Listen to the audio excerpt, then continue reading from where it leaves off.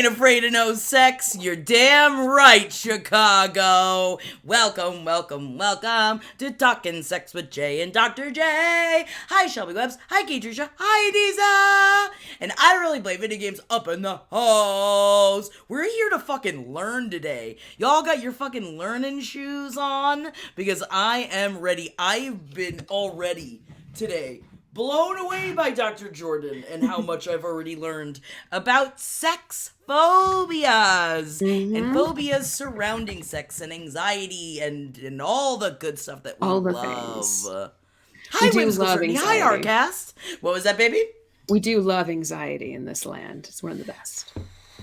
Every day and every way. Oh, baby. It's just, I feel like it's, I've got like plaster of Paris of anxiety that just keeps adding on and adding on. Adding layers of that. We're like onions, just got lots of layers. Yeah, and just, I'm like a paper mache bumblebee. But I can't be broken. I can be broken. We all can a little bit. How are you doing today, Dr. J? I am good. I am super excited. When Jackie and I were having this conversation, I was like, well, let's talk about anxiety and like phobias, because someone had written in, made a comment about needle phobias, and I love working with phobias. So I was like, ooh, phobias, anxiety, sex. Let's talk about this shit. And we're very excited.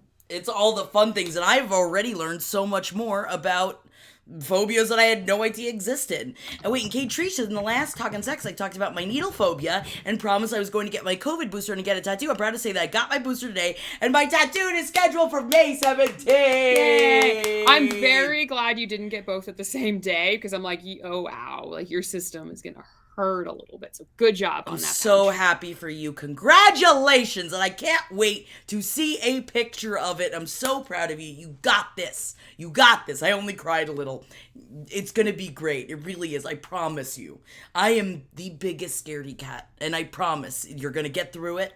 You got this shit. We'll be there with you. Just, just text us and just get in chat somewhere. And we'll be just like, you got it, Kate-Trish. Yeah, you got this, Kate-Trish. Hell yeah. I treated myself to a slice of vegan cake. Yeah. Hell yeah. Positive reinforcement. Just positive reinforce that shit. Got to. Mm-hmm, and would positive reinforcements help with sex phobias? I don't know. They do a little bit. What? We'll explain some of the theories and why these things work, but especially with phobias in general. A lunchbox, but roaches though. Yeah, no, that's a whole other. That's a different show. Mine's snakes. Like we ain't doing none of this like snake phobia bullshit. When I was looking up like stock images about phobias, of course there's a fucking snake photo. I'm just sitting there being like, fuck. Yep, I'm just gonna keep scrolling. Fucking fuck. I'm sorry. But when we talk about treatment, I have treated my snake phobia to some degree. And how you treat that is very similar to how you treat sexual phobias. But some of them are very fascinating. Ooh. I mean, I've already learned about at least 10 ones that I didn't even know existed. So we're gear up, y'all, because we're about to learn today. Because there's so many different ways that we can be scared. But there's so many terms with which to use so that we can talk about it. And it's not and they're all fucking Latin, by the way. And I can't pronounce half of them. Like, I'm going to butcher the shit out of some of these because they're all based in Latin. I'm like, what the fuck? So anyone who's very good at speaking Latin, please, and the phonetics, please let me know how we spell how we say these Kelly things. Crayon, welcome. I'm an ecology major with a phobia of parasites. Not a fun pairing. That is not a fun pairing. Good. Some of this material may be somewhat useful for you then today when we talk about treatments of phobias. Yes, so we can talk it out because we're talking about not just the phobias and not just the extreme phobias of these things, also talking about where these things stem from. How can we work on it? What if you just have a slight version of one of these things? Does that mean that you are that word? I'm just going to say that word because there's a lot of these words I don't know how to say. But I don't know what these are. But as we talk about them, I'm going to copy and paste them into chat so that you can also look them up if you are curious, because I can't say them I can butcher them and I can be like, I'm going to at least I know the word phobia, and phobia is the suffix of all of them. But that's about Chicago says, my phobia is reading Latin words on a Twitch stream. And I concur. We're going to find out about some major flooding within that today, then. Ooh, you talking about major flooding down here? Come on. Not necessarily, but we can definitely spin that shit. Ooh, but Katricia said, for anyone else with needle issues, the nurse had me do something different. She told me to hug my partner, and she did it then. I was impressed for the booster shot. That's awesome. I love, especially when you're working with an RN that is down to work on, because I think we've all been there too, though, when you're talking with an RN and they just like are not in the fucking mood for you to be. Like I'm about to go through a procedure and I was like, does it hurt? Can you put me out? What do I do? And she's like, you're gonna be fine. It's outpatient. And then walked out and I was like, ma'am, I understand and I apologize. You must be having. And then a you rough have to day. just hold yourself and you're like, shit. I remember doing that when I was on internship. I got to go on a gynecological unit for 6 months and like be with an OB, an OB-GYN, which is not normal for psychologists to be able to be there. And just the amount of like just holding someone's hand or being like, how you doing? And just checking in on them, so much easier. But like it just makes you feel more warm and fuzzy. So like when we're the patients, it's like, just tell me everything's going to be okay. Even if you're lying to me, just lie to me. Tell me everything's going to be okay. Just lie to me at least. Lie to me, please. Just lie to me, please.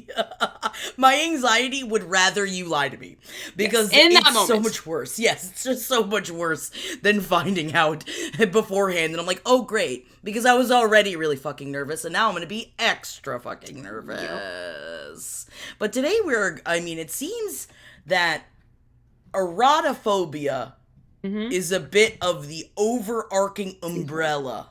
Exactly. And that one I can say, but I will put it in chat. Bam, ba-bam, ba-bam. Erotophobia is the blanket term for all kinds of phobias related to sex. Erotophobia basically is the fear of any object, act, or person related to sex.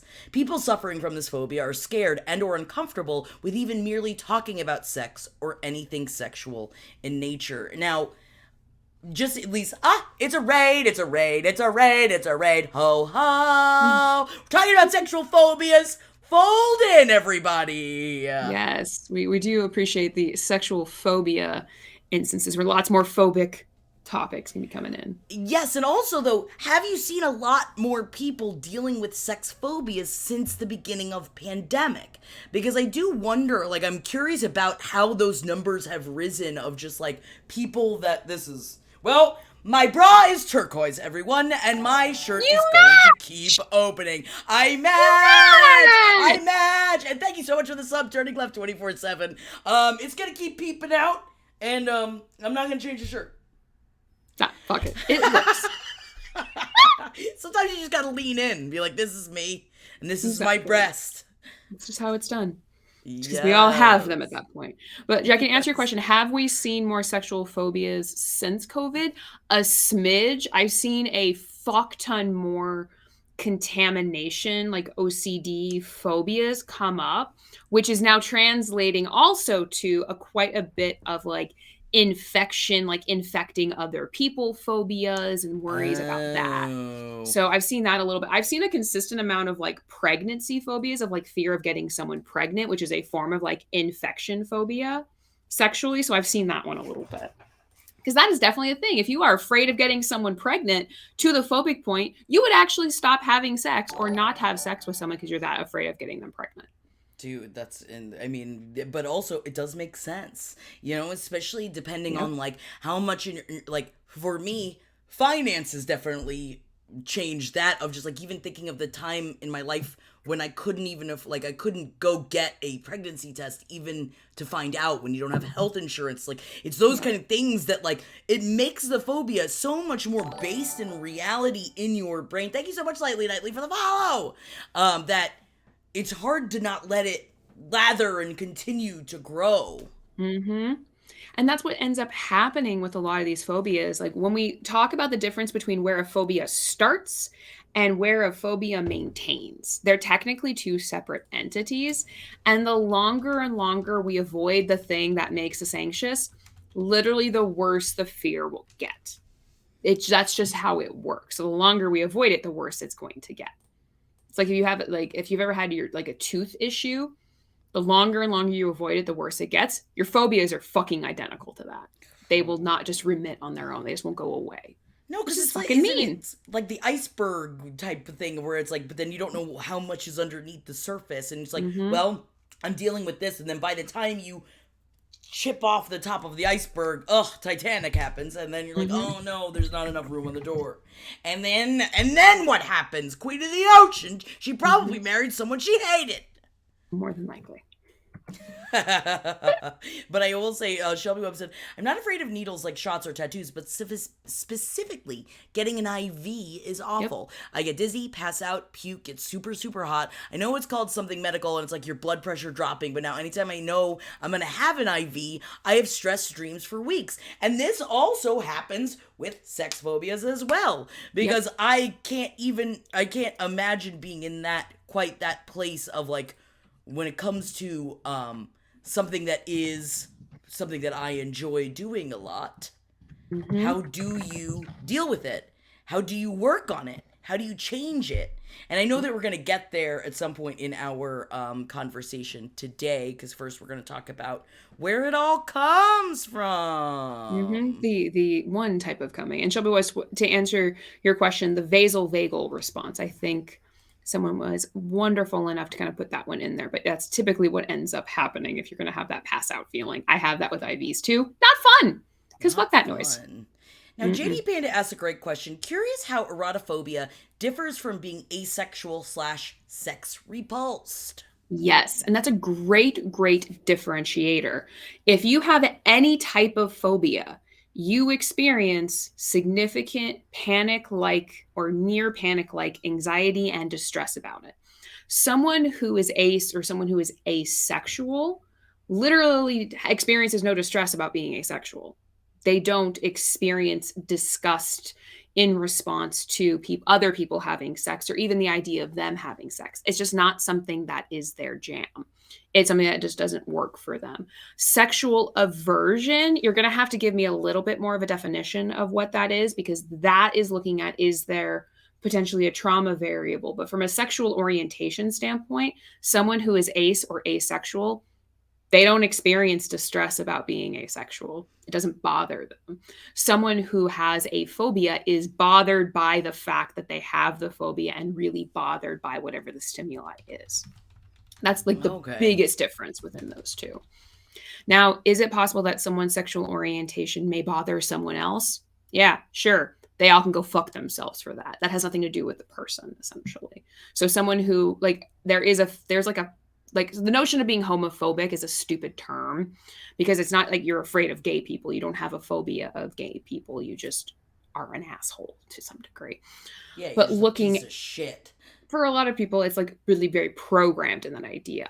But for someone who experiences distress in response to someone else's sexual orientation, that's about the person experiencing the distress, not the person with a sexual orientation, if that makes any sense. It does. It makes complete sense. And like, I could even see, as I was reading through a lot of these, where it can start, even when I started, you can work yourself up sometimes into thinking that an issue is worse than it actually is, to a point that I'm assuming it would affect you biologically. Yep. That there was one time, because I call my pussy my squirty bird, because I'm like, you look at me and I'm wet. And it was one time when I didn't, and it took me a while to get there. And I then started getting scared that I couldn't get wet anymore. Not that there's anything to be afraid of. But then I started thinking about it so much that I immediately would think about it. And then but then of course, you're not going to relax and be able to have your body do the biological functioning because you're so exactly, Pepino, you get in your head and then it makes it worse. So as I'm reading through these, I could see how it could start. There's, we're not there yet, but like the philomophobia? Fear of kissing. Why does that sound like something from Austin Powers? Am I just making that up? Philomophobia. Sorry, this is just going to happen a lot tonight, guys. Well, because we have to make jokes about it, because I don't know. It's scary and overwhelming. Yes, because like I've certainly been, denied a kiss thinking I was going in and I'm about to kiss, and then the look on their face of like, no. And then the look of just, if you could zero in on the like, Mm-hmm. And the philomophobia is the fear. This is the fear of kissing amongst those who fear of passing on germs. Not limited to that. Those who find kissing someone scary on a physical level, but they don't have a problem with indulging in sex. Though it's just specifically to that. I see this one a lot in conjunction with worries about cold sores and the idea of infection. These ones tend to blend a little bit, or like fear of tongues and saliva. Again, a lot of them are going to interact with each other of like infection, saliva, bodily fluids. It's all going to be kind of blended in together. And you're right, and even talking into like the blending into of like OCD and the feelings of germs and things like that, where it's like, it seems like a lot, or at least, maybe I'm not a doctor, but it seems like a lot of these phobias are attached into, maybe not all the time, but into neurodivergency symptoms at times. No? Mm-mm. Whoa, that's crazy. So sometimes it is just environment.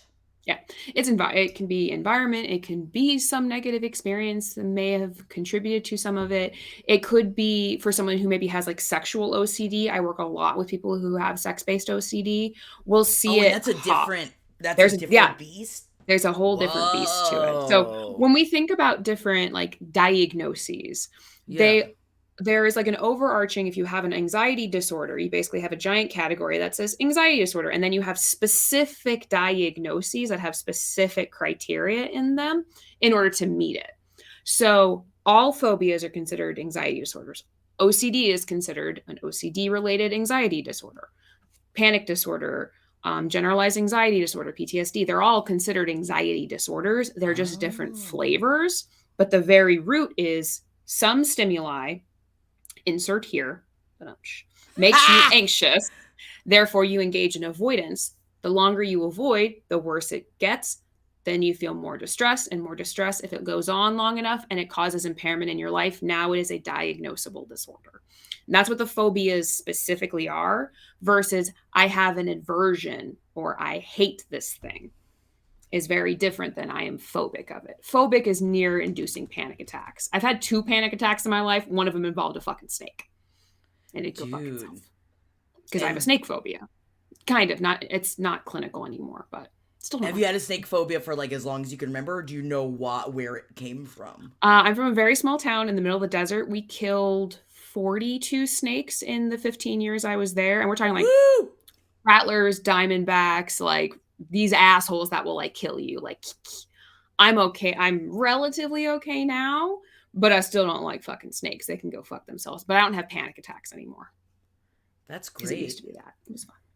So that's kind of when we look at your anxiety disorders, it's super important to look at, do you experience anxiety that's manageable, but you still don't like the thing, versus I can't function. Like for someone who was talking about like fear of driving. For a lot of people who have like phobias of driving, they literally can't drive. Like if their arm was broken and they had to drive themselves to the hospital, they wouldn't be able to do it. Wow. And and I don't really play video games brought up. I've had several panic attacks. Super not fun once when I was driving. Imagine we've got, especially when I think that I'm happy that the normalization of panic attacks has happened in our lifetime. But there are also sometimes where it's like, oh my God, I had a panic attack. And I'm like, no, you were just upset. When you have a panic attack, you will. You think you're dying. You think you're dying. I tell people panic attacks are like orgasms. You'll know if you have one. They're really hard to miss. Very upsetting. Very upsetting. Very upsetting. You think you're dying.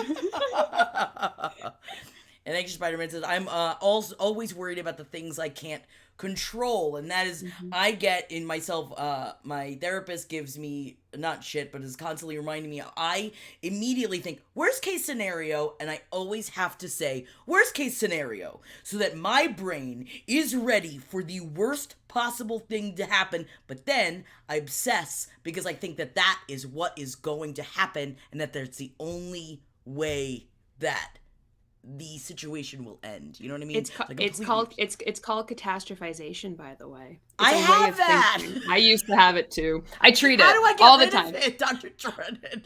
There's this really cool thing called cognitive behavioral therapy That's associated. and so is that what like the That's what I do. general answer is? And I know that is what you specialize in. So you do frequently talk with people that have sex-based phobias. Yes, and I do a lot of sex-based phobias, a lot of sexual like performance anxiety or sexual OCD, and the way that we treat it is fundamentally cognitive behavioral therapy with a heavy leaning on the behavioral side of the house. So if someone that just sorry, I love my hypothetical questions. If Mhm. someone comes in and you are aware of the fact that okay, they've got erotophobia, just like a good like a Mhm. generalized term of like sexual anxiety, what is the first stop? Like what if you think outside of if you can't come here and ask the question, or if you don't have the means to go to a sex therapist yourself, what's the first thing if I think I've got erotophobia, Mhm. now what? Yep. Now what is we start with what are the triggers? What are the things that activate the phobia? So you're looking at what is called activating events or triggering experiences. Once you identify those, then you look at how does my thinking, my feeling, and my behavior change as a result of that action. So when you have someone who's got erotophobia, it may happen at all times with like if someone mentioned they binge watched season 2 of Bridgerton. If there are scenes of people fucking on the television and that's the trigger, what do you feel in your body? Do you feel your heart racing? Do you immediately have to turn it off? What's going on? Because then it's going to let you know what is actually activating it. Then the question is, does it happen all the time in response to that stimuli? If the answer is yes, probably going to lean more towards like an anxiety disorder or more of a phobic reaction. If it's just a one off of like, well, I wasn't prepared for that. Now I'm uncomfortable, but you can keep watching and you're not as distressed by it. That's probably not a phobia. That's probably just an eek. And that's a normative reaction. Phobias are above and beyond. It's like a panic attack. They're really hard to miss. And also, and I know that we've talked on here. I think I talked to my new mommy friends a lot about intrusive thoughts, but Mm-hmm. there's also that at times where I one of the phobias that I think that I identified with the most was paraphobia.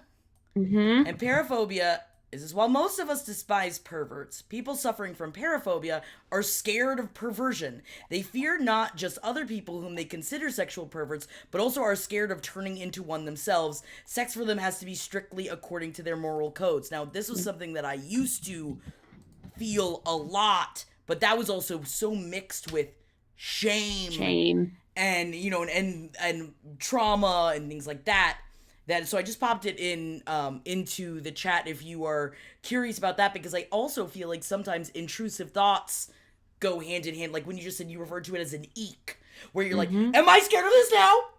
Yep. Am I a pervert? No, I'm not a pervert. No. But if I am a pervert, that's okay. But that's okay. It's Mm-hmm. like things like that of like, Yeah, and it's like you're able to kind of have that conversation with yourself, being like, mm-hmm. That's awesome.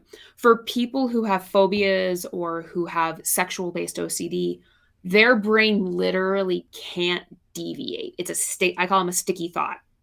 It's a sticky thought that you cannot get away from, that now you have to do something with, either avoid it, push it down. Compulsive behaviors come up a lot within this. This is where sexual OCD and the phobias blend a little bit.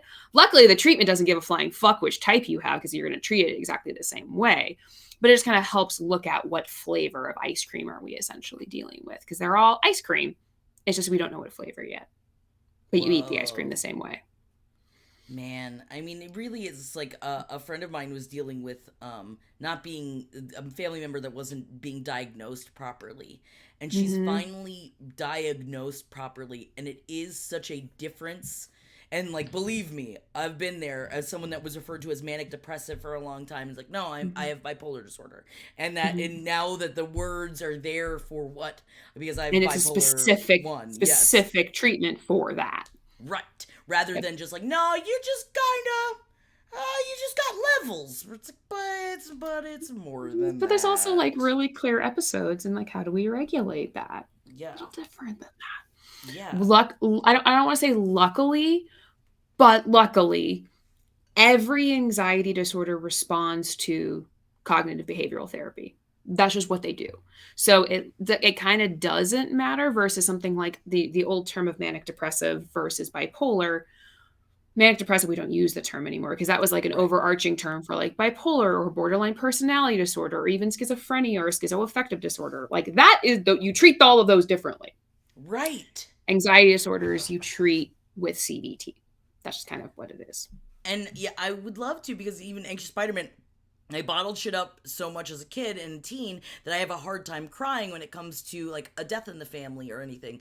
I Mhm. completely understand. It's Mine was normal. the opposite though, because I bottled shit up so much that then I cried all the time. So it's like, oh, how is it gonna come out? Ooh, how is this fuck up from my childhood gonna come out? Oh, good, in this way. Now you're talking a lot about, and clouds are like trees. Guess I'm finding a CBT therapist.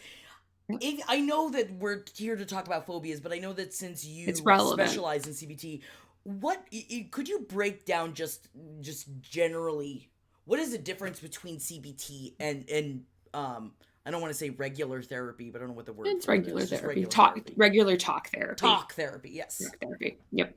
So cognitive behavioral therapy or CBT is an overarching what we call theoretical orientation or theory of psychology that says the way we think, feel, and act are all interconnected. So if I am afraid of snakes, I'm going to feel anxious when in response to a snake and think, I'm going to fucking die. I'm going to therefore avoid snakes and feel really anxious. So those are all interconnected.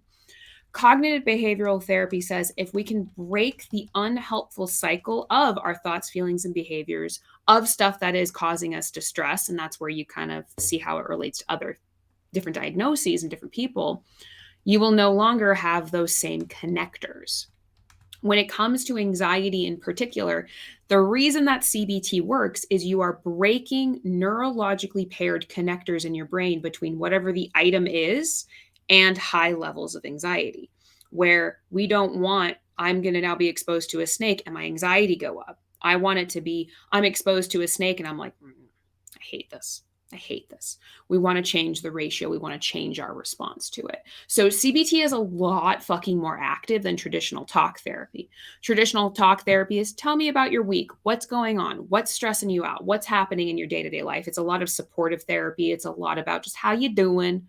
CBT, this is why I love it because I'm a giant control freak who has anxiety, is very structured. You got different homework assignments you're going to do. You're going to different practice things that you're going to do. How do you identify, challenge, and modify the patterns in your life that are causing you distress?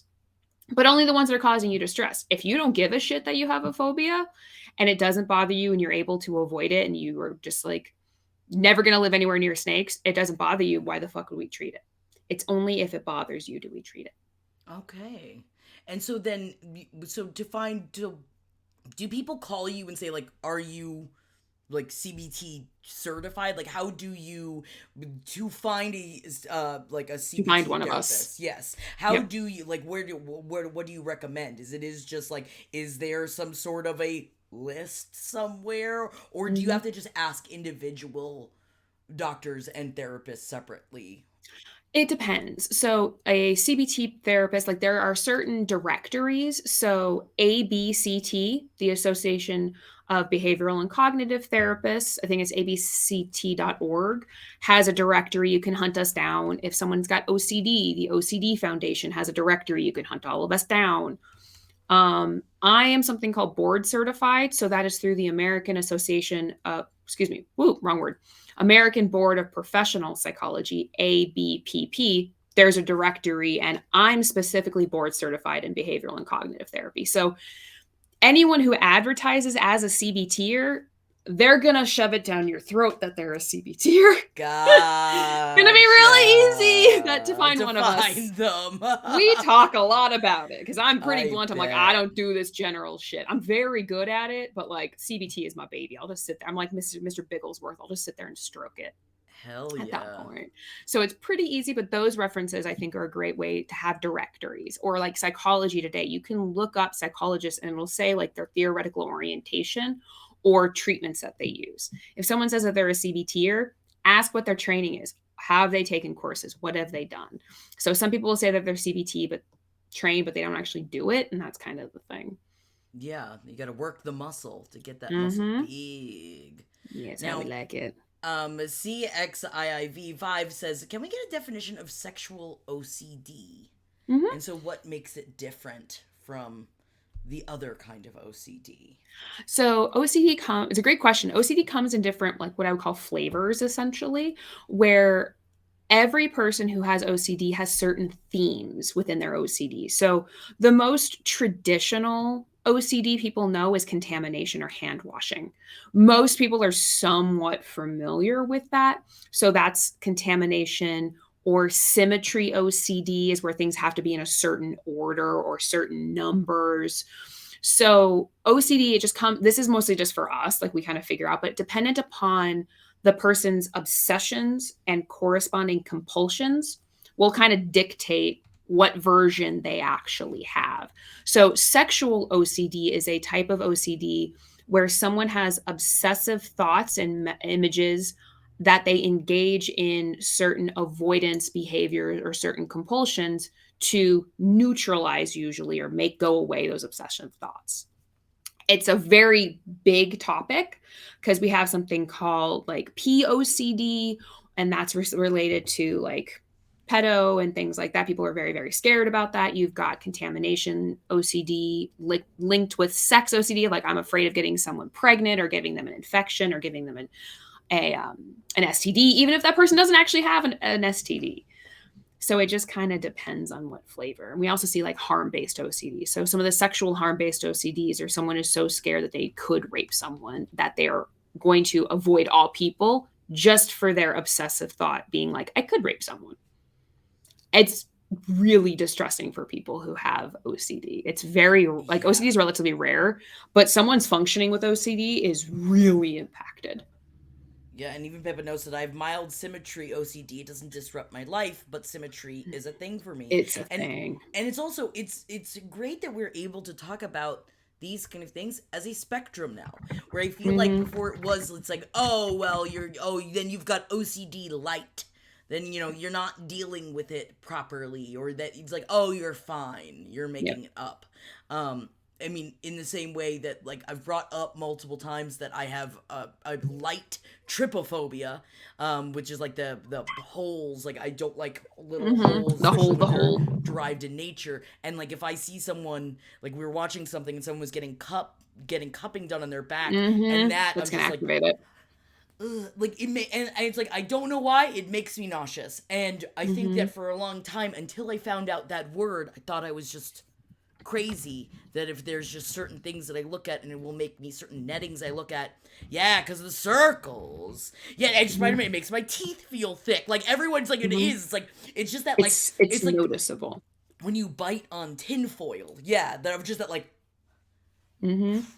I can deal with it. I'm not freaking the fuck out, but I'm more just like, You're feeling it. And that's like with OCD or with the phobias, like with the obsessions, a person literally cannot deviate. They are stuck there.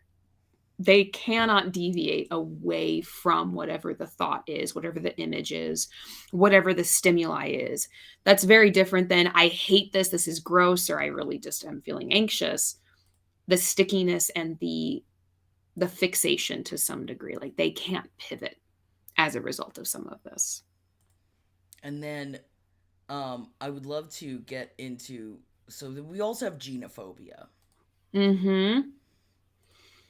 Also, I'm reading all of this because Dr. Jordan gave me a list to explain all of them. This is all I had to write them all down. And none of my work. This is someone else's work. I was just like, wait, what are these official? Because like we use the general term like of this, but these are like specific ones that we use. So there's just a lot of them. Interesting though. It's so cool. It's terrible, but it's also cool. My job is weird. It's so cool, but it's just like, oh, someone's in pain, but I really want to talk about this cool topic. I get it. I have to watch Riverdale every week, Dr. Jordan, and I do it so others don't have to. And so sometimes, you got to get into the nitty-gritty. That's how I felt about 50 Shades. I'm editing that video right now with my boyfriend, and I'm just like, fuck. I don't even want to edit it. I'm like avoiding the editing of it because I'm remembering my distress of watching that stupid fucking movie. Well, that's great because I might hit you up and see if you want to do a book club with me. Because I am joining Dottie Champagne tomorrow because I'm talking about the part 2 of A Court of Mist and Fury tomorrow at 3 p.m. our time over on Dottie Champagne's Twitch. But I think we might need a book club. Dr. Jordan, 50 Shades Book Club. The look on your face. The look on your face. But then we can talk about why it's bad. And then we can talk about why you shouldn't. I know, and I definitely should. It's going to take us so long to get through. Like, we're going to read a paragraph, and I'm going to bitch about it for 10 minutes, and then a paragraph, and it's just going to be... I mean, everyone wants a book club. Pipinosa says, a kinky person, I'll gladly scream with you, Dr. Jordan. I love the screaming. Allie Wolf, I hate Edward. Yeah, duh. Oh, yeah. Especially after New Moon. Ugh, he takes an hour to pick out his shirt. Mm-hmm. But genophobia, it's the physical and or psychological fear. Do you want to read it? Because you love reading. I read all the time. I read aloud all the time. I'll turn my voice on. The physical or psychological fear of sexual intercourse. Men and women with this phobia are scared of indulging in sex. And even though they're keen on getting intimate, they never really go beyond kissing and cuddling. That's my therapist voice. I love your therapist voice, but also speaking of Edward, this was a little bit of an Edward over here. Little bit of an Edward. So genophobia is it's the fear of the intercourse itself, not in the intimacy part. Not that they are all completely separate, but I'm just saying that they can get up to the deed. And now I don't know if that has a lot to do with this one specifically with trauma, but I would assume also in a lot of like OCD stuff as well of like, oh, I have to like, we're putting digits or things inside of each other. Because if you really think about it, because don't worry, I've been too high at points where I'm like, man, isn't that crazy? We're like attached. It's like we're stuck together. Yeah, like because it is weird. Sex is weird. Sex is weird and gross. Your body makes weird sounds. Everything is sticky. Like people drool on each other. Like you make weird sounds. Like it's weird. The thing about phobias, and I'm gonna be a super nerd for a second. Love it when you nerd out, Dr. Jordan. Love this topic so much. The thing about phobias, any phobia, if it can be better accounted for by something else, the person doesn't meet criteria for a phobia. So with the genophobia, Jackie, that you're talking about, is like, what if it's induced by trauma? If it's induced by trauma and a person exhibits other trauma symptoms, their trauma induced the phobia, and you want to assess if there's PTSD. That way the genophobia is a symptom of the PTSD and not a separate diagnosis. You never want to over-pathologize a normal response to a fucked up situation. Trauma, fucked up situation. It would make sense why someone would avoid sex and feel really anxious in response to sex if they've got a sex trauma history. Like, that's not phobia. Like, it's not better accounted for. It's only a phobia if it's not better accounted for by something else. Damn, that makes so much sense, and thank you for taking the time to explain that, because you're right. That's like, treating a symptom when you haven't treated where the symptom came from. And so that at that point, the phobia is a symptom rather than what you are treating in the first place. Exactly. But also Exo Alley Wolf, just sidebar. I'm pretty sure Edward is a demisexual, which is people that are sexually attracted to someone once they have an emotional bond to them. I'm pretty sure that is what Edward. I think it's Is that LSD. demi? Is that demi or Right? sapio? Is that demisexual? It's demi or sexual or not demi What's or the other one? sapio. I'm trying to remember. Hold on. Sapio. I know that I feel like Edward needs the love there. So yeah, so yes, you're right. So demisexual is someone who feels sexual attraction to someone only once they've had an emotional bond. A sapiosexual finds someone attracted because they view them as intelligent. I think I'm both. Oh yeah. Yeah. Except Tom Hiddleston, he just wins in general all the time. Oh my God, Dr. Jordan, He's engaged. I'm so excited. Is he? Good for him. No, I keep thinking about you because the fuck man in this. In my head is Tom Hiddleston, and I keep thinking about you because he's like the High Lord of the Night Court, and he's just I'm fine with this. Charming, real fine with this. And he's a creature of the dark, but he's so powerful. I'm sorry, I'm not here to talk about court. That's for tomorrow. I mean, that's for later, but I'm okay with that. We can just yeah. I have the Chicago. Do you read it too? Resand, yes. Resand. I'm really horny by reading this book. That's what you're supposed to do! I'm very horny. This is my problem with doing cosplays with my boyfriend. I'm just walking around all the time. I'm like, fuck. Woo! Yeah! This is really problematic within that. Which is I feel like I have the opposite of this phobia of just like it's now just... So that's a different diagnosis. We'll get into that one later at a later date. We'll get into out of control sexual behaviors later. Grundy Cruz says, then what's the one where you're only attracted to demigods? Isn't that by Percy Jackson? Isn't there something in there about that? Ooh. Or just like all of Greek mythology is like attracted to demigods? Ooh, no clouds are like trees. Have you seen any of the Hollow Crown? It has Hiddleston as Henry V. If you want him in a medieval setting, okay. Crimson Honestly, Peak. Can we just talk about his ass in Crimson Peak? Like, it is full thrusting. Sorry. We're just going to... a season. Sorry, I saw the word. You flipped a switch for me because I never was that into Tom Hiddleston. And now I'm like, am I into Tom Hiddleston? Yes! The answer is always yes. Crimson Peak. Oh, he's a vampire and only lovers left alive. Like, terrible movie, but he's fucking hot. Yes, we're just gonna go down that. Even him in like, what is it? King Kong. He doesn't have black hair and he's like all like soldiery. I'm like, I'm still okay with this one too. You're welcome, Jack. Thank you. You know what? I needed a new lust. I was like, well, you know what? I'm not lusting enough. I think that, where's Tom Hiddleston? Yeah, Edge Spider-Man, Sexual Dynamo, Joe Pera. Mm-hmm. Joe Pera is also really hot. But we're talking about genophobia. Yes. Claire's, what is the term for sexual? What is the term for sexual arousal to hypersexuality if the aroused party isn't hypersexual themselves? Ooh. I will look that one up because I want to make sure it's not out of control sexual behavior. The aroused party isn't hypersexual to themselves. I will look that up because I don't know if there's an official term for that one, but depending on probably how distressed the person experiences the level.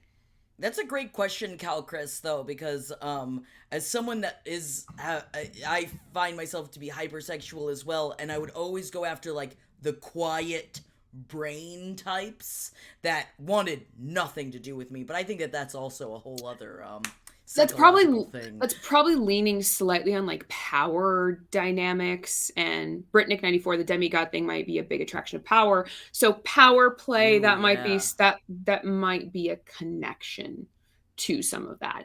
I've also seen it a little bit fetishized with someone who's like hypersexual that wants to like deflower everyone, or someone who's not super sexual, as far as like that's a kink for them. So I have seen it in a few different ways. When there's respect, it's more of a kink. When they're not respectful, that's a whole nother fucking ballgame within that. Oh my God, I feel like I love asking you just general questions just to see what I unlock. Like, I feel like I reach another level of like, man, that's something too? Whoa, I want to talk about that. Like, every other thing you say, I'm like, oh, I know we're not talking about that right now, but I want to talk about that. Right. This is why I keep a list. I'm like, here's too many things. It's so fucking cool. It's all of this is so It's so interesting. cool. And so much of these, like this phobia stuff specifically, I Yeah. just didn't. I was honestly gymnophobia, which I'm popping into chat Mm-hmm. if you would like to read it. The only way I knew about it was because of Never Nudes from Arrested Development. Mm-hmm. So this is people suffering from this phobia are scared of nudity. They could fear being seen naked by someone or seeing someone else naked, or even both. This is not to be confused with body consciousness or discomfort with one's own body shape. This is important, the difference between gymnophobia and body dysmorphia, or even gender dysphoria related to certain body function, like different monsters, different entities. It's not that I dislike this body part of mine, it's just nudity causes a lot of anxiety, which for some individuals, the way that they deal with this is they get dressed in the nude, or excuse me, they get dressed in the dark. They get dressed in the nude, sorry. Woo! They get dressed in the dark. It's been a long day. It's been a long day. They get dressed in the dark, and that's how they avoid it. That's literally how they avoid it. And if that system works for them, there we go. But if it doesn't work for them or their partner, it's a whole nother ballgame within that too. And also, like, how many of us have randomly seen naked people? Like, you're going to be exposed to a random naked person. But then this person, if that phobia exists, they're going to avoid going to the gym. They may avoid going to pools. They may avoid different things that are going to be related to that. And I know that I don't mean to bring up Tobias Fugate, but it is like him wearing, I don't know if you're familiar with Arrested Development, but David Cross always wore little cut off jean shorts underneath his clothes, and when they found out that, and like, it was a running bit, but since then I know two separate people that are like, yeah, I haven't looked at myself nude in like 10 years. Mm-hmm. And it's interesting because it's the kind of a phobia that it's not that it's not debilitating. I'm sure that it is in many ways, but it is one that I feel like you wouldn't know that someone necessarily has this phobia because we're mostly clothed. Mm-hmm. Especially in the United States. It is such a puritanical fucking society that I will tell you that I said the word horny in a TikTok and they took it down. I said the word penis. Out. I said the word penis. Why like, what the fuck? Bad words. Okay. We're going down this deviation just words? For a second. We're literally just doing this just for a second because, like, my rage with TikTok, and I'm trying to figure it out. I don't want to join TikTok, by the way. I hate it. I hate that I have to make TikToks. So you know what I've done? I have made an original and an exchange modified term. So a penis is now an eggplant. Vagina is a kiwi. Semen is cream. I have booty being peach. Orgasm is firework, because fuck these people. How the hell are we supposed to get education out if I can't say the fucking clinical medical term? Okay, I'm calm now. And Pippa, no, you're right. Meanwhile, there's blatant racism and misogyny all over the app, but that's fine. You can't say the word penis, though. Yes, penis or vagina. I'm calm. Or orgasm as if it's a bad... With a bad thing. I'm glad that you are calming yourself, because I yelled for 25 minutes when my video got taken down. I was like, that's ridiculous. It took me 2 hours in the middle of my workday to try to, like, manipulate and figure out how, because I liked the video that I posted. I thought it was very good and very educational. And I was like, I'm going to keep this fucking video and I'm going to find out how to modify the original video so I can bleep out the word penis. And that way it's not included in the captions, because I need to be ADA compliant and use captions. Oh, it took me 2 hours and I fucking figured it out, and they can go suck it, and they haven't taken that one down. Hell yeah. Fuck you, TikTok. I'm so mad. So mad. Okay, we're good. We're cool. But yes, back to the question of focus. Oh, I get it. I'm just glad because I knew in your line of work, and even Chef Liv Vasquez says, I love TikTok, but as a canna educator, I can't say anything, which is also like, it's fine. You know, what are you going to do? We can't battle the overlords every second of the day, or else we'll all be asleep. Our brains will explode. But the gymnophobia, someone had made a comment about, I think it's Excelsior, the idea, like, well, is it potentially, like, related to trauma? Yes. At the very root any anxiety related or avoided condition could have a trauma variable to it as far as its origin story. And that's something always, if you were seeing a provider or kind of trying to assess like its origin story, like every supervillain, every superhero has an origin story, every phobia has an origin story too. Yeah. Every anxiety disorder does. Being able to look at, did the person experience this beforehand? The problem is for so many people who experience trauma, it experiences it at a really young age. And to go, was I afraid of this thing before the trauma happened, but we didn't even know, were you ever exposed to the thing before then? Like, did you ever see someone new Right. that wasn't a trauma situation? So it makes it so hard to differentiate between the two of them. So Trauma is Batman. trauma is Batman. Trauma is Batman, also a detective. This is where we start getting into in this list a lot of words that we can't. I'm sorry, let me speak for you. I can't say. Mm-mm. Like half. I guess it's just halfophobia. Halfophobia? This is not anywhere near one of the worst ones. Hafen. I think it's Hafen. Is it like Hafen? Hafophobia? Also known. Hafophobia? Get off Hafophobia. my lawn! So the other one, what's also known as the chiropractophobia, basically, which I thought was definitely a fear of chiropractors, but Yeah. it's the fear of touch, the fear of being touched, and not just in a sexual manner. We do see this quite a bit.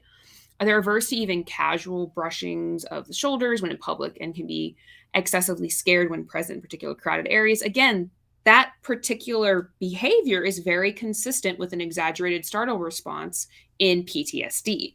Now, that term, exaggerated startle response, is the specific diagnostic term. So that's one I use. My brain just works that way.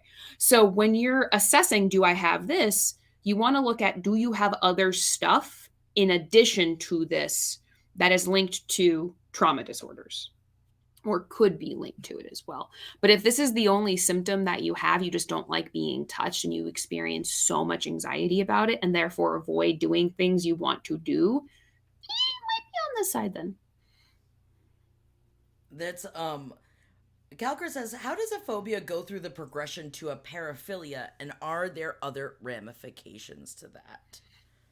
They are different monsters because the philias and the phobias are a little bit different. You'd have to give me an example of that one. So for some individuals, usually with any phobia, you're looking at avoidance. With the philias, you're looking at approaches. So someone who has... Just for everyone to know, because I didn't know, paraphilic disorders are recurrent, intense, sexually arousing fantasies, urges, or behaviors that are distressing or disabling and that involve inanimate objects, children, or non-consenting adults, or suffering or humiliation of oneself or the partner with the potential to cause harm. Gotcha. And so here's the fear of clowns moving to chlorophilia. Gotcha. I would probably lean on, that's honestly in full transparency, that's going to be a very rare circumstance just because they usually are so opposite end of the phobias or avoidance. The philias are like, hey, and this is like causing it. Like this is now causing like distress and arousal because I'm around this so much. Or like I want that so much, that's going to be a little bit hard. My instinct is that someone went from one extreme to the other, which we do end up seeing occasionally. I would have to, that's probably going to be a bit specific to the person, is if they're avoiding it and then they maybe go through what's called flooding and they're like, oh, I'm going to do this, I'm going to be okay with this, or I'm going to expose myself to clowns so I'm not afraid of clowns. It may be like, oh, now I kind of, all I want to do is fuck clowns. Potentially, but I would probably say that's going to be dependent upon the person. It might just be exposure within itself going a little bit too extreme. But usually with the philias, that causes distress in someone's day-to-day functioning too. So it's kind of looking at, did they just replace? Did one just get replaced versus the other would be my question. I've never actually seen it, so I'll ask some people around it, but that one I would think is probably going to be a smidge rare. I'm not becoming a snake trainer. Most individuals who have like the phobias aren't becoming nude models anytime soon if they've got the fear of nudity. So it kind of depends on how the person handles it. Now, I have another question for you, Dr. Jordan. What can one do to work on PTSD avoidance behaviors in dating and sex? I can manage my PTSD in many ways, but with interpersonal stuff, it's kind of hard to feel like I should even put someone through that with me. And I know you specifically work with PTSD patients, Mm-hmm. so do you need more information from that question about like the specific PTSD that this person has gone through? Yes and no. It's a great question that they're asking. When we think about PTSD or post traumatic stress disorder as a diagnostic criteria or as a disorder, it has certain diagnostic criteria, including a subsection that the person is going to sometimes avoid people, places, things, sights, sounds, smells that might be related to their traumatic event. They might have a difficult time trusting people or believing what people say or believing that what they're like not trusting themselves to make good decisions. So it does kind of depend on what the experience is. Similar to how we treat phobias, engagement in a trauma focused treatment is going to address those areas. Most people who have PTSD, there's 5 areas of their day-to-day functioning or kind of 5 themes that get most impacted: safety, trust, power and control, esteem, and intimacy. Those 5 themes of functioning tend to get hit the most within PTSD because PTSD is considered a social disorder. It impacts a social creature. It impacts your social relationship. So a trauma focused treatment is going to be the most ideal way to actually deal with it. Again, look at your triggers, look at where it manifests and how often does it. Is it new people or is it similar or is it people that you're comfortable with? So it really just does depend. So, also in this kind of situation, it is, if you are thinking about seeking help, that the first place that you should start is starting to identify your triggers and being Yes. able to speak to your triggers so that you'll be able to come in to be able to fully like begin treatment as quickly as possible. Mhm. And Gotcha. recognizing that most individuals' PTSD makes sense after going through trauma. PTSD is basically your brain's way of going, I will protect you. I never want you to have to go through what you just went through. Let me keep you away from all the things that could even potentially make that happen. Your brain is trying really, really hard to keep you safe. It just needs to calm down because it's not, and I mean that in a way of like it's doing too much and it's expelling too much energy that actually decreases the joy and the love and all of these great, great things that you might have in your life. It's like using a map of LA in Vegas. It somewhat matches. They got roads, but it's not the same mapping system. It's just not as helpful, essentially. We just want Now, to when dial it down a bit. and when it comes to the dating aspect of it, Mhm. do you recommend, I know obviously you don't know the specifics of this, but would you recommend, like, if you feel uncomfortable, like bringing something that makes you feel more comfortable? Like, is it the kind of thing of like, is it better to go on dates in specific situations where you feel more comfortable, or bringing along a person that's more comfortable and just having them in the space with you, or and being that open about it? Because I feel like, because I even just the end of this question of like, should I even put someone through that with me, really I think says a lot about the question of like, you are worth it, you are completely worth it to go through that with. Oh, of And course. I completely empathize when it comes to thinking that, oh, the things that I got to go through, I'm immediately going to have to put this on any partner I'm ever going to be around. So why would I be around a partner Mhm. when And the that's full not the rec case? and the full recognition is that at least 80% of people are gonna go through at least one traumatic event in their lifetime. The majority of us are going to go through trauma. It just depends on what age we were when it does occur. We all just survived a global pandemic. At least I hope so. We're still going through it. That is considered a trauma. The PTSD specifically, there is a lot of research that you can have a very fulfilling life and relationships can be very lively and work very well and be very flourish even with PTSD when one or more of the people have PTSD. It doesn't exclude you from living your life at all.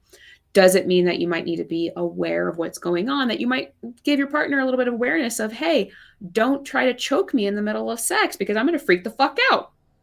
You should tell someone that anyway, but if you really know that that's a trigger for yourself, you should probably tell them, but that doesn't mean you're undeserving of love.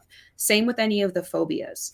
Any anxiety disorder, OCD, phobias, generalized anxiety disorder, having a mental or behavioral health condition does not exclude you from living your life and being worthy of love.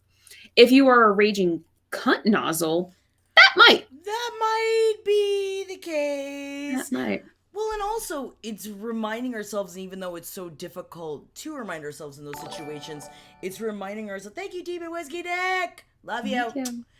It's reminding yourself that would you want to be with a person that didn't want to help you and work with you through it anyway? You know what I mean? That's not a kind of, if you open up with someone and they're like, oh, I'm not, and they don't respect your boundaries and they don't respect what you're going through, they don't respect how you need to talk about your boundaries, that's not someone to be with anyway. No. Because they're also not ready. And it's that recognition that no matter how supportive your partner is of you, your recovery is always on you. With the phobias, with any PTSD diagnosis, it is always going to be on the person who has the diagnosis or who has the concern or experiences the distress. That's going to be on them to get better. That's going to be on them to engage in recovery. No matter how supportive we are of people in our lives, it's on them to actually engage in the change. Even if it sucks and we can be there being like, yep, this sucks, you got this. But it's always going to be on them to do it. Yeah. Because, we're all in our own meat casings alone at the end of the day. And that's why we work on these things. But that's why we have a community that we can talk to each other about this stuff and be like, hey, do I have... what's going on? Should I seek help? Should I, talk to my partner? All of these open questions. And I really appreciate you guys always building such a beautiful community on our Tuesdays. We love it. And the Godbrother, is there room to talk about Amber and Johnny here? No. I've been sitting and percolating and about whether or not to have a conversation. I don't know if tonight just is going to be useful, but Jackie and I are probably going to have a conversation of like, should we talk about this? But it's also an active case that I do not know legally enough about. And there's a lot of things there. There is a lot. As someone that, honestly, I've been not worried, but I've been looking into talking about it. We do page 7, we record it on Wednesdays. Yeah. I was like, I don't even know if there's so much that is not, even though with the live streams happening, I feel like we got to hear the whole story. And the recognition, here's the kicker, we're never going to. Neither is the legal system. No one is. When we look at domestic violence, when we look at interpersonal relationships, anything, we'll never actually get the full story. And that's not what we're actually diving. That's not our job to do. But if we want to have a conversation about domestic violence or about personality disorders or about men being victims of violence, oh yeah, we can talk for fucking hours on that. And I encourage you, if you got certain questions about the topic, please send them in. But about Johnny and Amber, I don't know how useful. That's just going to be here, but that's just going to be hearsay and our opinions on what's kind of going on and what we are getting from ninth party level over at the stage of the game. I think that we should do an episode, and maybe I'll bring on my friend who works for the Supreme Court. Maybe the three of us can have a conversation, because I think that with your expertise and her expertise, I think that we could really have a great conversation. And me staring at all of it, and I feel like at this point, I even Rex Life said definitely let's talk about it. Been watching a lot of the court streams. Part of me feels uncomfortable for watching the court streams. I'm like, I feel like I know it's such a public case, but I don't understand the legality issues of that. But I feel yucky watching it. But I'm still watching it. It's a little bit like watching a car accident. You can't look away. And I think a lot of people had this experience when they were kind of reading some of the transcripts from the Kavanaugh situation, or with the Supreme Court within that, or even the Stanford rape case. It's a little bit like that morbid curiosity. I think that's why a lot of people like murder podcasts. I can't quite get myself into them because I can't handle that level of death and destruction. But it is that idea of it's a little bit like we are very curious about it. And that's okay if you're very curious about it. It's looking at it makes sense that you want to know. Hence, I'm very curious about every single sexual phobia on this list. Like we all have our own weirdness to it. It's looking at what do we do with it, but not shaming yourself for being into weird stuff because everyone's definition of weird stuff. I think people who run half marathons on the weekend are a little weird. Like I watched Holden's nipples bleed because he didn't cover them after he did a half marathon. Like, so why would you want to do that? Like, everyone's got their own definition of weird, but like, don't shame yourself. But with that live stream, it's everywhere in your face. It was like after the whole like Will Smith, Chris Rock slap, you cannot get away from it if you just couldn't. So of course we're all going to have reactions to it. With sexual topics, strangely enough, it's always there, but no one fucking talks about it. No one actually discusses how common this actually is. Right. Like philomophobia, and it's not about getting full up too fast. I like how you add in like an Irish accent to it. Like well, I don't know how to say the word, so if I put an accento on it, then then I'm not fucking it up as bad. Philomophobia. Philomophobia. I feel like it sounds like I can't feel my breasts anymore. You should have that looked at if that is the case. If you can't feel things, have that looked my at. problem is I touch my breasts too much. Is there an obsession with touching my breasts? I mean, that's just normal. I do that with mine too. They're here to be played with. Exactly. Yes, but please. The fear of kissing. Yes, philomophobia. The fear of kissing, quite prominent among those who have a fear of passing on germs. This isn't, however, limited to that. Those who have this fear find kissing someone scary on a physical level that they don't have a problem, but they don't have a problem with indulging in sex, though, to some degree, too. Just like Julia Roberts, remember? She doesn't kiss on the mouth. Mm-hmm. She doesn't kiss on the mouth, but I don't think it was philomophobia. And that was a side effect of her profession. Yes, and that was how she kept something for herself, so it was very different.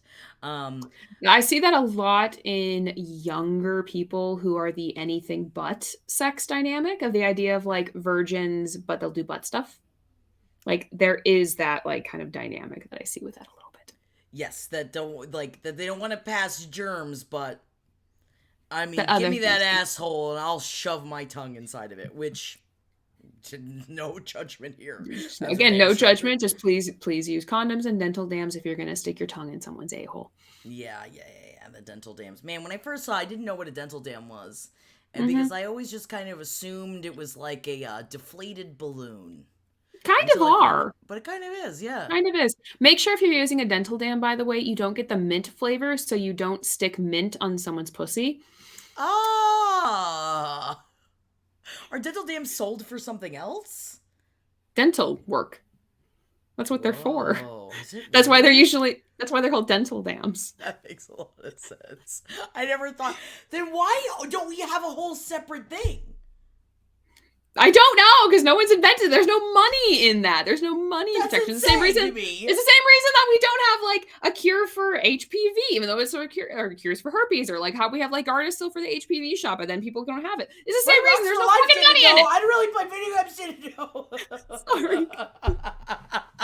I honestly didn't know. I thought it was just like that's what it was called, but that's so dumb. It should be a separate fucking thing. It should be a separate fucking thing. It's not. There's no money in it. That's insane. Again, get the unscented. Please don't stick the mint flavor on your coochie. Well, at least, you know what? We are here to learn tonight. Yup. That's what we do. For dental purposes, Jackie. Excelsior, yeah. Man, I hope dentists eat mad pussy then. I would hope so, too. I would hope so. Chicago, yeah. Mint flavored coochie fucks with the pH level. Damn straight. Don't stick mint up your shit. Yeah. I mean. Although, the mint blowjob deep throat spray, highly recommend that one versus the chocolate. Don't get the chocolate one. It's gross. Oh, God. I don't want a chocolate spray anything. I feel like that's just not. No, it's not a good combination of things. No, thank you. This is a rough one to say. Can I just say it's scared of the penis? It's scared of the penis. Wait, which one is that? Hold on, let me go back. Phalliophobia. Ichthyophaliophobia. That one I can actually say. Phalliophobia. Ichthyophaliophobia. Yep, the fear of a penis. Men and women can suffer from this, but the consequences will be different from each. While men suffering from this phobia fear getting an erection, for women it's a fear of seeing and or touching a man's erect penis. We see this a little bit in certain cultures too, the fear of penises just in general. But this is related, this also can some this is where it can also like translate to non-human too.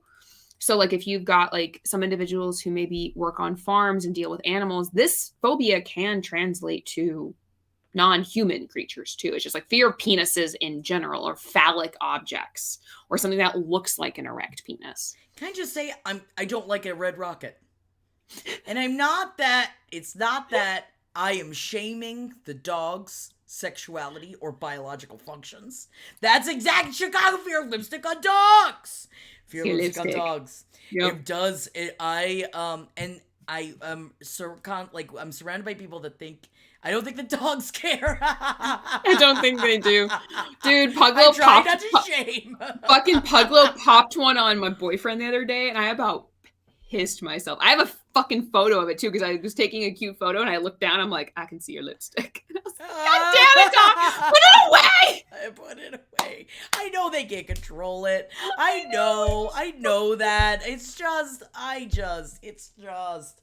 Again, but that's the difference, Jackie. Perfect example of aversion or disgust versus panic-inducing levels of anxiety. That's a perfect example of, you probably don't have the phobia. No. If you do, I think Jeff would have lots of questions for you. Oh, yeah. Lots of No, questions. I love his dick. It's just the lipstick, because, like, if you touch the lipstick accidentally, it's kind of always wet. Sticky. It's always wet and just, sticky. Like, just grosses me out, and I feel bad because, like, I'm not a Puritan by any means. It's just kind of gross. And that's the difference between phobic reactions and ick reactions. We can have ick reactions and go about our day. If you have a phobic reaction, you're going to be like fucked. Not in the fun way for the next half an hour up to an hour, because you're going to be trying to calm down from all the anxiety you just experienced. Yeah, of course. Yep. And Phoenix EVH is, okay, on topic. A nightmare that has stuck with me since I was 4. All my family members' appendages were penises. Their heads, arms, and legs. It was horrifying. Thoughts, Dr. J? So, great question. My immediate one is, your dreams and your nightmares are basically just your brain's way of randomly producing random ass stimuli. But we do see some common themes in dreams and nightmares, and it's mostly just linked to like the fear of like losing all your teeth is a really common nightmare, or the fear of falling. It's just random ass shit that your brain is producing. But the idea of like penises, it's just the idea of like that's an appendage that is often associated with like different things that we see, like how many penises. But it's also, yeah, so I do believe this was around the time that I was curious about genitals when you were 4. Yeah, there was probably you're around that age of just like, depending on like if you have one or if you didn't have one, and being like, what is this? That's normal for 3 or 4-year-olds. Yeah. Oh, yeah. Oh, yeah. Children will start playing with their genitals and like trying to be aware of their own and even their friends or even their parents. By like age 2, they're going to start being like really aware of like, what is that? Well, also because it feels good, but they don't know what it means. They don't know what it's connected to. They don't, but it feels good. Yeah. Oh, Phoenix, I've never told anyone about that. I will say, Phoenix, if you've not seen Everything Everywhere All at Once, Stephen Whiskey, Nick and I were just talking about it earlier. If you want to feel seen, there are multiple scenes where they have hot dogs for hands, and then they have to do everything with their feet. Yep. And so maybe that will break the chain of the nightmare in your brain, and you can think about hot dogs instead, if that makes you feel better. Yep. And also, like, having nightmares even into adulthood is a pretty common thing, as long as it's not happening super duper often. But having them occasionally is pretty normal.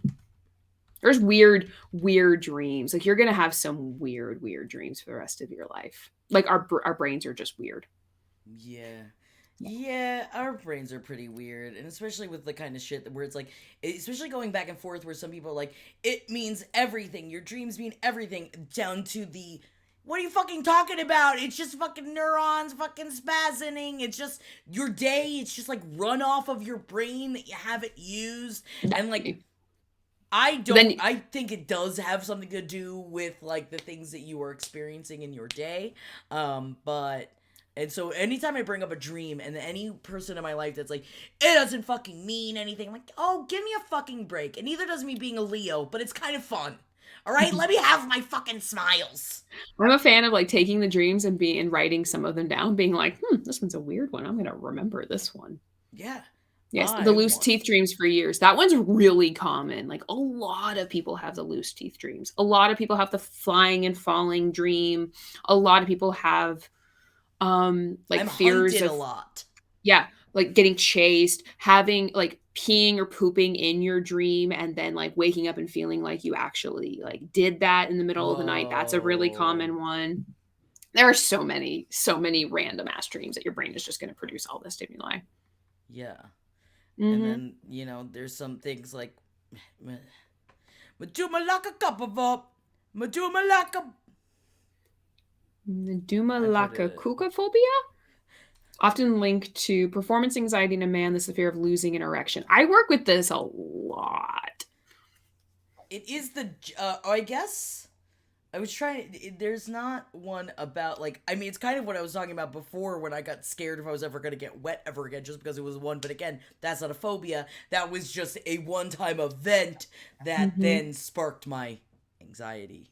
Mhm. Why does that sound like a dance? Because it's doing the dance of It's trying kind of to, I guess, deal with erections or losing basically. them. Mhm.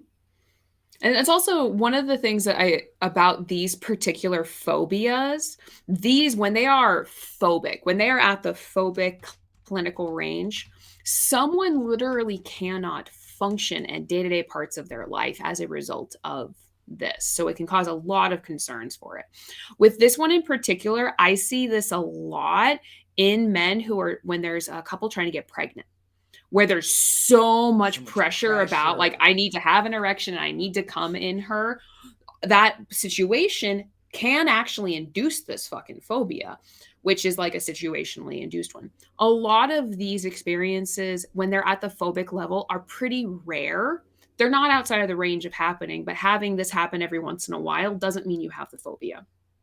At least 70% of men by the point that they're at age 40 have lost their erection at some point. Like it's super duper common. You're gonna do Of that at course, some yeah, point. it Like just you're just going happens. to. You're And just to going see, to. like, I feel like it's not. I sometimes feel that it's not fair that there is the idea that only men or someone with a penis deals with these problems because it's the same fear. It's not as physically noticeable with someone that has a vagina, but Mhm. I do think that like there is like the narrative for so long, or at least how I was raised, is that like that is an issue that people with penises have to deal with and that people with vaginas don't have to because it's a hole you just stick it in. Mhm. When that's not the case either. Well, and it's one of those things of like it's kind of hard to miss if there's an erection, and same, it's very hard to miss if there's ejaculate. I always think that scene in 40 Days and 40 Nights when he fakes an orgasm and she's like, "Let me see the stuff," and he's like looking for something that looks like semen. And it's one of those like that's a lot of pressure to put on someone of like, That's a well, lot of pressure. you have to like plus not to mention dry ejaculation is also a thing or a dry orgasm is also a thing that can happen too. You can literally come and not ejaculate a fluid just by the way. Whoa, dust come? Mhm. Whoa, that's crazy. Typically happens when the people get older and like looking at the prostate, but if you like come 6 times in a row, you're set in like within like a 24-hour period, the amount of seminal fluid that you have is going to reduce unless you're like constantly drinking water. So like that's going to happen anyway. Yes, phantom loads. They very much are spooky. Ghost jizz. I don't really play video games.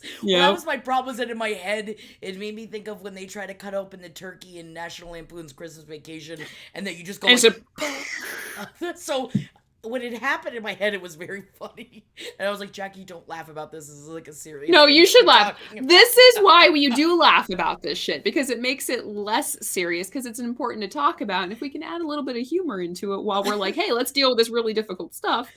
I have to hold my fucking tongue in therapy all the time to be like, don't make the dick joke. Don't make the dick joke. They're crying. How do you don't not? Make How do I you make not? I make the dick joke in my head. I just don't say it. Occasionally I do, though. Occasionally I definitely do. It's very necessary. Yeah, I mean, you have to. I would want my sex therapist to, like, but also I guess it depends on what they're talking about, how they're talking about it, what they're going through. I get that. A little bit. Demon Whiskey Nick asks, for someone with a vagina, does it manifest as a lack of wet and an evaporation of sexual feelings in the mind? I hope that makes sense. It does, Demon Whiskey Nick. I was actually talking about it up top of, like, it happened to me once, and then for, like, 3 weeks, I was like, what if it doesn't? And then I kept getting so up in my fucking head that I couldn't relax enough to get into sex. Now, I don't think that is this phobia, but it's where it stems from. For some people, that's where it could impair. Lori Brotto has a fantastic book called Better Sex Through Mindfulness, and it's geared towards people with vaginas, where she literally talks about how you can be so in your head that your body, like your genitals, are not reacting at all. And like, that's a huge anxiety issue. This is where anxiety disorders or the experience of anxiety linked with sexual difficulties is so fucking common that no one talks about it, because people are like, oh, this must be normal, right? Or like, there must be something weird about me that I have. This, let me just not talk about it. No, always talk about your weird shit. As long as you feel safe in an environment to talk about the weird shit, which we are very much a place for the weird shit. That's how we like it. Yeah. No, that's what we're here for. I mean, now I immediately want to read this, because I think it's, especially like reading a book like this before it is an issue, so that you have the tools. You can learn about it. Yeah. I'm trying to read a bunch of, I mean, you know, in between reading my smut books about fairies. It's not just that they're fairies. Already defensive. I think it's interesting, and I like having these tools to learn about, so that if something does come up and you're like, oh, I can see this and I can deal with this, and all right, great. There are ways around it. And I feel like a lot of the things that, and maybe I'm just speaking for myself, that we go through when it comes to sex, it feels so lonely and it feels so isolating. And regardless of, you know, if you have a partner or if you don't have a partner, it feels like you don't have any. It's like no one's ever felt like this before. I am completely abnormal, and anything you've ever felt is normal. Yeah, it's because, and it's going to be normal, and normal is also so variable. And the idea that, from a statistical standpoint, the idea that you are the only person in this world right now and ever who's ever had that thought is statistically improbable. So just from a pure stats perspective, you're probably not alone. Now, maybe there's a smaller population, like with some of the phobias. People who have phobic disorders, it's a smaller population. But people who have disgust reactions to certain things, or who have anxiety reactions to certain things, yeah, that's going to be pretty fucking common. But there are certain individuals that maybe are less prone to having a big sample size. But having someone who has lost, or a fear of losing an erection, that's not like random thought about like, am I going to lose my erection, or am I not going to get wet? Yeah, that thought's pretty normal. Or it's like, what if I don't come? That's also a very normal thought. It's hard to remind yourself of that when you're going through it. Of just like, no, it's okay. This, because you you have to relax yourself to be able to get back into it. And then your head just, it just spins out of control. And it just kind of keeps going and going and going. Yeah. Or even like losing the rhythm, or like, how many times have I gotten a fucking cramp in my foot? Like, it's so, sorry. That was loud. It just sucks. Sucks. Because it takes you out of it. Then you gotta wait, and then you've got your partner being like, are you okay? Are you okay? Are you okay? And it's like, yes, I'm fine. I'm like, I'm fine. Just keep going. God, you must keep going. Just keep going. It'll be fine. It'll be fine. Galcris says, occasionally when I'm dehydrated during sex, I'll take a sip of my water, but even that could run the risk of me losing my sexual train of thought, and thus my erection. Not gonna lie, I love my partner, but I also love water. Galcris, I love you. I get it. I also, it's like, sometimes you just gotta take a water break in the middle of having sex, and there ain't nothing wrong with it. I'd rather you be hydrated. And also, Galcris, remember that your partner would rather you be hydrated. Because if you are dehydrated, you're gonna be thinking about drinking water instead of the task at hand. And I think it's part of the communication about that of like, wouldn't you rather me stop, deal with the cramp? Wouldn't you rather me stop, have a sip of water? Wouldn't you rather me stop so that Like, let me know what's going on. the rest of it will be great? Mm-hmm. Or else you Not to just like, yeah, true that. Yeah, not to mention, especially during sex, certain positions are literally going to press on your bladder. So Woo. if you have to pee, it's going to be really distracting. And all you're going to be thinking about is how much you have to pee. Or you're going to lose your erection now because your body is going to a state of, you have to pee now. Now. Now, go, go, go, go, go, go. It's time. So It's time. water plays a role in some of these as well. Yeah.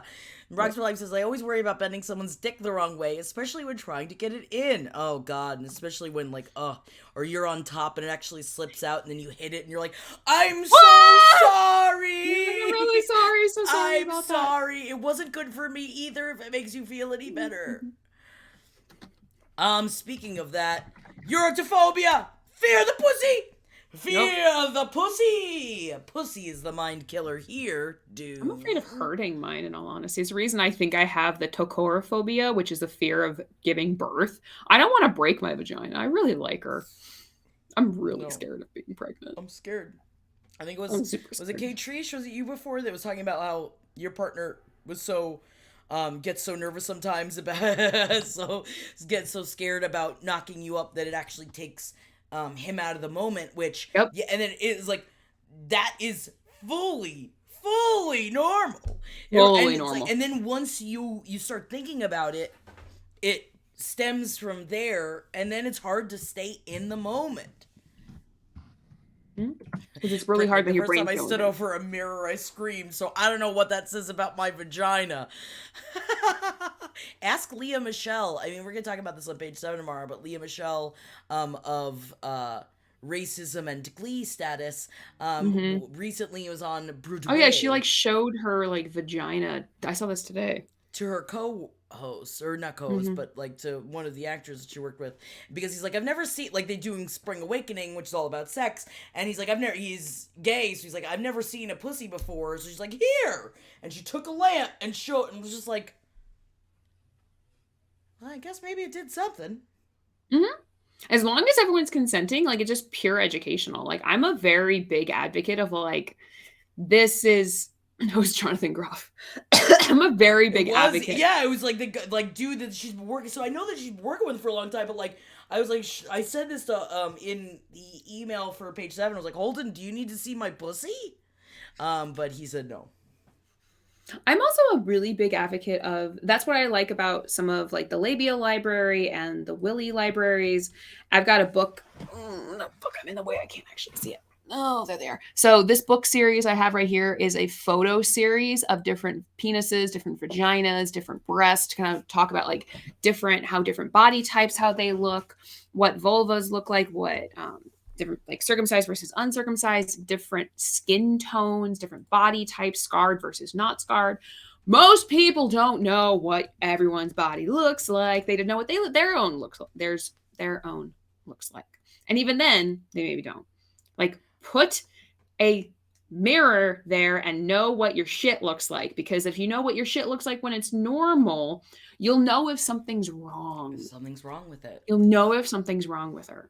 Or him. Or them. Whatever. But Phoenix did bring up, something that is certainly a phobia of mine. And I don't know if it's just because I am a bigger woman. A friend of mine just had I didn't know I was pregnant moment. She thought she had bad cramps and then immediately had to start pushing at the ER without meds. I watched I Didn't Know I Was Pregnant on MTV. It was like a true life kind of show. Yep. And then like as a fat woman my entire life, so many times I was like, what if I didn't know that I'm pregnant? Like, how would I know? I have an IUD, and so I'm like, I technically wouldn't know if I was pregnant. Yep, same. As someone who lived in a larger body most of the time, I would take pregnancy tests. Even when I hadn't had sex in 2 years, I would still take a pregnancy test. In my level of anxiety, there are 3 women in my family who didn't know they were pregnant up until like the 6th, 7th, and 8th month mark. There's also progesterone. There's issues within that. But like, yeah, know what your body's doing, because it can do some really weird fucking shit. And sometimes it's really scary. And that's okay. And yes, toilet baby. We don't want that to happen. No, toilet baby. And it always started with someone that was bigger because they didn't even know. Kelly Demon Crayon Whiskey said I was Nick. 27 weeks pregnant last month and started having really bad cramps. Turned out to be early labor. Oh my God. Yep. Demon Whiskey Nick. Sometimes it depends on like how your body manifests. Like with everyone's body reacts to pregnancy very different. With my family, there's a history of like lower progesterone. So if they have low progesterone anyway, that's pregnancy hormone. The pregnancy test will all come back negative. So that's fun. So you can only get a blood test and you can actually see what goes on. So, yep, there's some difficult situations, and it's actually really difficult because yeah, it can actually happen in smaller body people as well. Yes. Oh no, of course it can. I guess in my brain I was like I would just never know because I was drunk. So I was like, oh, I just wouldn't know and I wouldn't care, you know. Love you, Kelly Crayon. Love you so much. I'm so sorry. No, babe, this is where we are to drama dump. This is it. That's what it's Come by there on for. Tuesdays, always. That's what we're here for, because these are experiences that people have had, and the more we talk about it, the more we can normalize everything, and that's important. No, we need to be able to normalize being able to talk about this because actually, Kelly Crayon, we also talk about that on here as well. And talking about, you know, fertility issues, talking about miscarriages, talking about things that are deemed unspeakable when so many people in our community experience it. And why is it unspeakable when we need to be able to rely? Not that you should be forced to ever speak upon it, but I'm so glad. Thank you for sharing. Don't feel bad, Kelly Crayon. It's the end of the show anyway. You did great. You brought us right into home. We didn't even finish the phobias, and that's because I fucking squawk too much. Now, there's so many phobias. We will circle back to it, but Oh, we're essentially, gonna have another phobia talk. oh yeah, essentially one of the things I want everyone to kind of take with them, and this isn't just phobias, but when we look at anxiety, when we look at trauma, you can overcome it. We just got to find right therapist, what works for you, but really taking a look at what situations, what symptoms in your life cause you distress, identify them is going to be the first step. You know you're not feeling super good, you know that you're feeling anxiety. Let's backtrack that shit and look at what's triggering it, what's motivating it. It's going to give you a shit ton more power over it the more you pay attention to what's going on. Yes, so you should be speaking towards it, and thank you, Kelly Craft, for bringing that up, and thank you everyone who brought questions to the table, and thank you for being here to share and to learn with us because I learned a lot. Dental dams. I know. Who knew? A dentist. Absolutely no idea. It makes sense of why they're mint flavored.